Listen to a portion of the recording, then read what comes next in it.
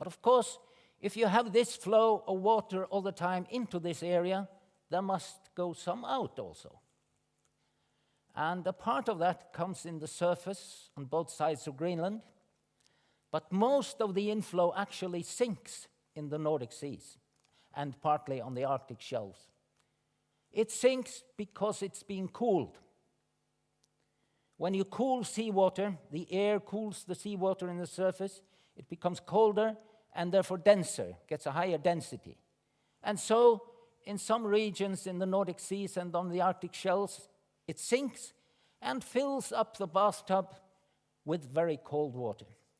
And since this goes on regularly, the bathtub flows over, and we get an overflow of cold water back into the Atlantic Ocean. The cold water goes at depth through the deep channels that are crossing this ridge. So, and this is a very important point, the cooling by air of the seawater partly produces this deep overflow water, which I will show in a little while. It's very important globally, and partly also sucks in warm water that keeps our climate mild. It's like a giant pump, often called the cold heart of the ocean. But let us look a bit more on this overflow, this flow of cold water going into the Atlantic. It starts up here, but when it gets into the Atlantic, it's very dense, and so it sinks to great depths, 3,000–4,000 meter depth, passes all the way south through the Atlantic, circles around the globe, and sends branches into the Indian and Pacific Ocean. This is a process that takes a long time, 500, maybe 1,000 years or more. But on the way, the water is slowly rising. We're talking about a few meters a year, perhaps. But eventually it gets back to the surface where it's warmed, and then it returns. Perhaps not exactly like the arrows I've shown here, but it has to return to where it sank originally, or where water is sinking. So we have this more or less closed loop, like a giant conveyor belt, transportband, and that's what it's been called, the Great Conveyor Belt of the ocean. It's also called the MOC, Meridional Overturning Circulation, or the THC, Thermoline Circulation. The point is that there are very few regions in the world where water is sinking. We have it north of us in this area. It is in the Labrador Sea, but not as important as the one north of us. And we have two small sources in the Antarctic.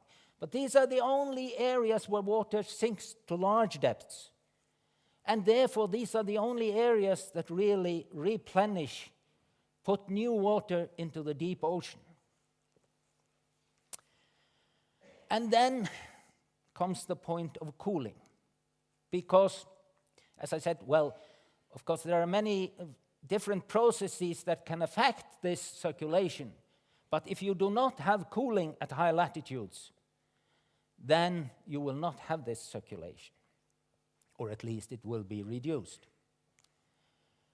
And here comes climate change in, because with climate change, the air at high latitudes will become warmer.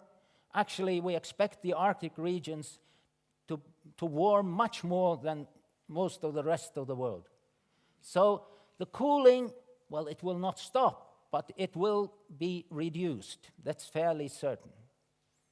And so there has been concern that this pump could slow down, which might lead to regional cooling, perhaps. Now, this has given rise to a lot of media debate, even to a Hollywood blockbuster like this one, The Day After Tomorrow. It's a very nice action movie where they imagine this process to initiate an ice age within a couple of weeks. Now, as I said, it's a nice action movie, but it's got nothing to do with reality. We are not going to have an ice age in this century. That is, I think, very certain. But the meridional overturning circulation, the great conveyor belt of the ocean, will most probably slow down in this century. That is the conclusion by the last report of the IPCC, the Intergovernmental Panel on Climate Change, you can say the most authoritative council on climate established by a group of experts within United Nations framework. They find it very likely that the North Atlantic MOC will slow down during this century. But the estimates disagree on how much. Perhaps we can say that it seems to indicate that about 1/3 less. So what will be the consequences of that?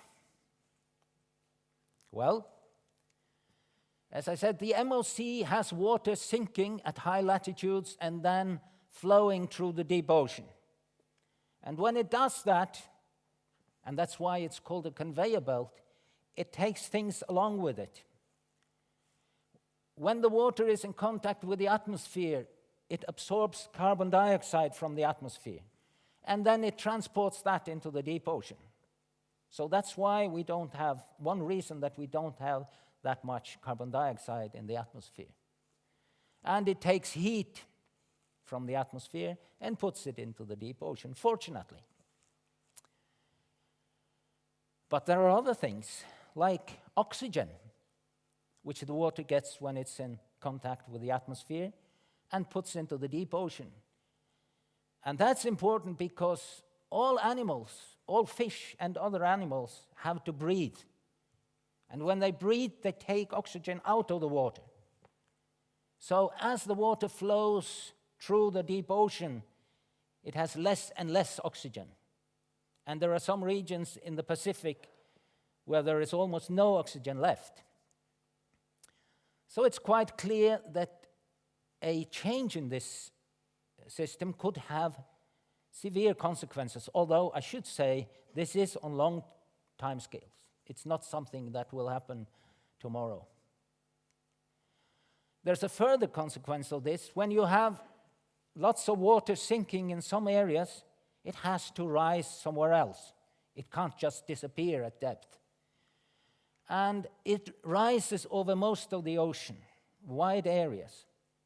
And so the conveyor belt also conveys things from the depths upwards. And one of the most important things it conveys are what we call nutrients. It's substances similar to the fertilizers that you put on your lawn. They are necessary for plants to grow, and plants are necessary for all other life.